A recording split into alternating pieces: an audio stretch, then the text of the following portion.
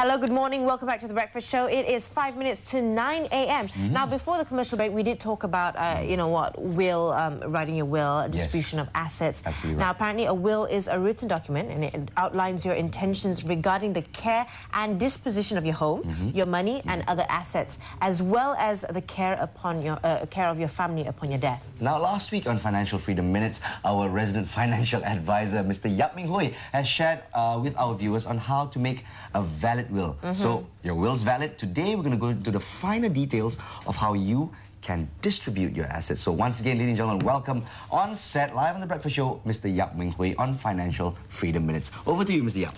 Good morning. You are now watching Financial Freedom Minutes, with Yap Ming Hui. So, today, I want to talk about how you can distribute your asset using a will. Now, basically, I'm going to cover three main areas. What, who, and when. What can you distribute? Basically, there are two areas that we can talk about here. Number one is immovable asset and movable asset. What does immovable asset mean? Immovable asset meaning that those assets, like properties, which can be in the form of your house, can be in the form of your shop, could be your bungalow, could be a condominium, or could be your land.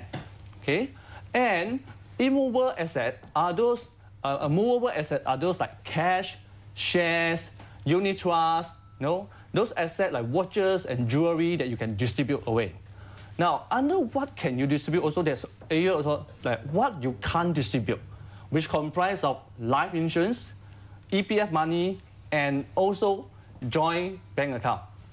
Under life insurance, if you actually have done the nominations, then you will not be able to distribute those insurance money using a will. Say, for example, you have nominated your wife as a beneficiary. So in this case, your wife will be the beneficiary for the life insurance policy money the moment you die. So there's no way you can will the insurance policy to another person. But if your life insurance has got no nomination been done so far, then in your will, you can will it to your children, your other beneficiary, according to your wishes. Now, second one, EPF money. So if you have done a nomination of beneficiary for your EPF money, then upon your death, your EPF money will be distributed to the particular person. Say, for example, you have nominated your ex-girlfriend as a beneficiary for your EPF money, and you have forgotten about that. So in that case, when you pass away, sorry, your wife won't get the money. Your ex-girlfriend, who don't know married to who, they will receive the money. So only if your actually EPF money has got no nomination at all, then you can will away to the beneficiary you intend to. Third is what we call joint bank account. If the joint bank account has got a survivorship clause, so you have to check with the bank.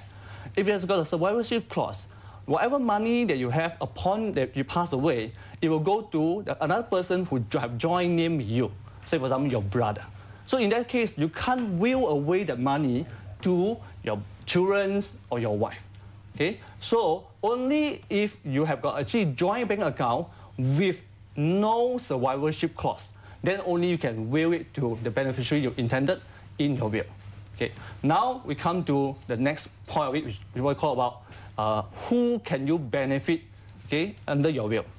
The people that you can benefit under your will will be people like your wife, your children, your brothers and sisters, your good friends, your parents, even your mate.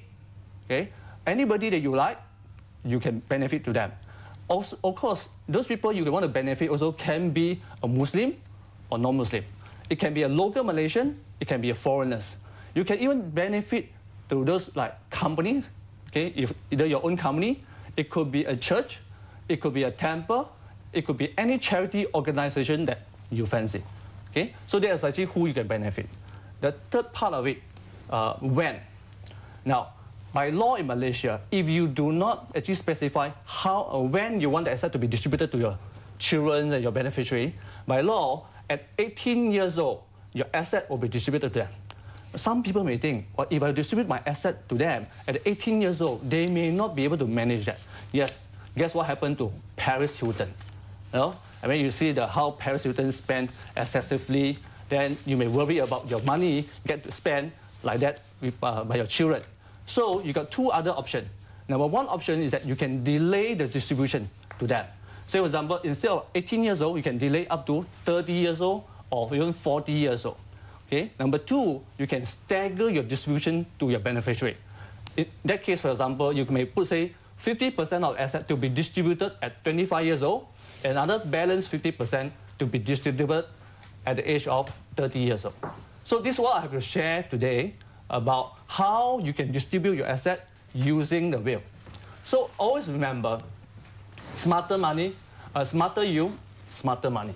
You cannot depend on your life insurance agent, you cannot depend on your unit trust agent, you cannot depend on the bank, okay, or even your financial planners to have a smarter money management. You can only depend on a smarter you to become and to enjoy a smarter money management.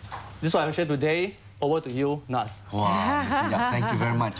With that short segment, I've learned quite a lot, actually. Of course, in terms of insurance, joint bank accounts, and of course, EPFs. These are the ones that usually give the most problems when it comes to will distribution. Exactly, because you have already nominated certain people. Now, you brought a very interesting story. You said, you know, if you had nominated your EPF, for instance, you nominated to your ex-girlfriend. Now, you're married to someone else. She's married to someone else. And suddenly you remember, oh my God, I've done that. 10 years ago, I nominated it to so-and-so. And not very clever. Exactly. I was young and foolish back then, right? You were so much in love. Oh, yes, you were, you know. So, but how do you actually reverse that? You know, how would you go in and just change that nomination? Very simple. As far as the EPF money is concerned, for you to change the nomination, what you do is that you go to EPF, or you can even go to the website to download a form. Okay? And what you do is that once you put the latest beneficiary, for example, your latest wife, your latest beneficiary, then send it back to EPF, and then they'll send an endorsement to you. That's where you confirm that you have changed that nomination. How long will this process take? Very much depend on how fast EPF work. Sometimes it may come in weeks, and sometimes months. But in the end, as long as you do it, yes, you're already on the right track, yeah? Yes. Exactly. Now let's talk about a good point you mentioned, joint bank accounts, yeah? Basically, if there's no survivorship clause, you can will it away. Yes. But here's the thing, it's a joint bank account. That means half of it is owned by somebody else. Yeah, exactly. Do you need approval from that other person? Most probably it's your wife, yeah? Yes.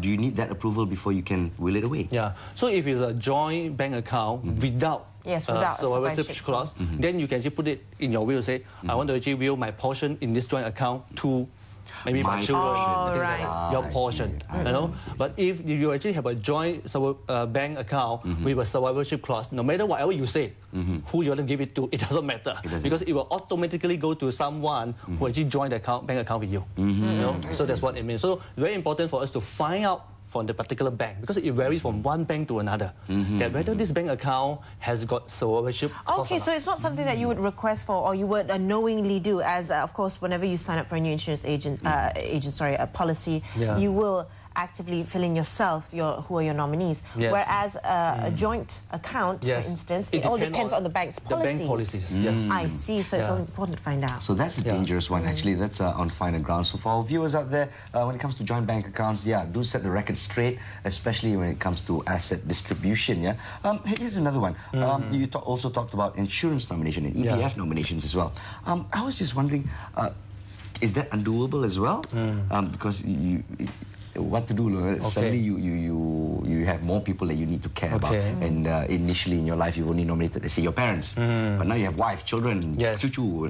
How does that happen? Okay, so what you do is the same also life insurance policy, because each insurance company, they have got their own form as to the nomination. So what you need to do is that you've got to take the form, the latest form, from the actually particular insurance company, fill out the form, and then change the beneficiary, and then send back to insurance company. Again, they will send you an endorsement. Make sure you receive an endorsement to show that the nomination has been updated. Otherwise, you thought that you had sent the nomination, but you know, something goes on in between at the end, it's still not done. I've got one question also. It's also about, let's just say, for instance, nominees. You nominated your parents, for instance, but then you outlived them. 30 years down the road, your nominees have actually passed also. What happens to that money? Can you will it away? Okay. So, for example, it's the insurance policy situation. If when you pass away, your nominees, for example, like your parents, have already gone passed away already. So in that case, you'll be treated as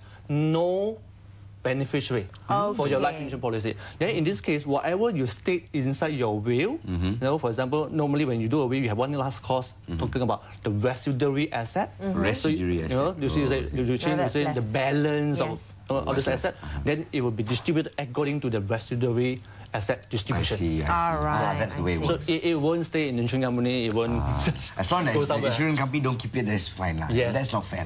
That's very important. Yeah, very important, Mr. Yap. Okay, Yes. One last thing. Of course, many Muslims out there are also concerned about Faraid law, Yes, the of distribution course. of wealth according to Islamic rule. Now, we're just going to clear one thing. For Muslim, if you are subjected to Faraid rule, but you write a will instead, is it valid? Yeah. The will for Muslim actually is actually valid because the will is very important for Muslim to write a will because there are three things they can do. Number one, they can actually appoint an administrator, was an executor for their will. Number two, they can appoint guardian. You know, because there's only way they can appoint a guardian for your children, take care of your children, and you can also distribute or will away 1/3 of your asset, okay, which is to those non-Faraid beneficiary. I see, yes. But the rest of 2/3 of it, you got to follow the law. Follow the law. All right, of course. We're quite interested in this anyway. So, of course, if there's any way that we can work together to maybe introduce a bit of Faraid law to of course, clear the air, especially for Muslims out there, we'd love to work with you. Yeah. Maybe one of these days I'll bring an expert to come. Yeah, that would be fantastic. That's great. That would be great as well. Yes, because there's lots of final rules, points of law when it comes to Faraid distribution. Yes, in Sharia. So, you know, just to clear the air and to have everybody on the same page. Because you know what will be worse is if you don't know anything and you let the opportunity slip like that. It is actually irresponsibility on your part, I must say, you know, to not take care of your loved ones as well. It's a simple thing to do, actually, yeah?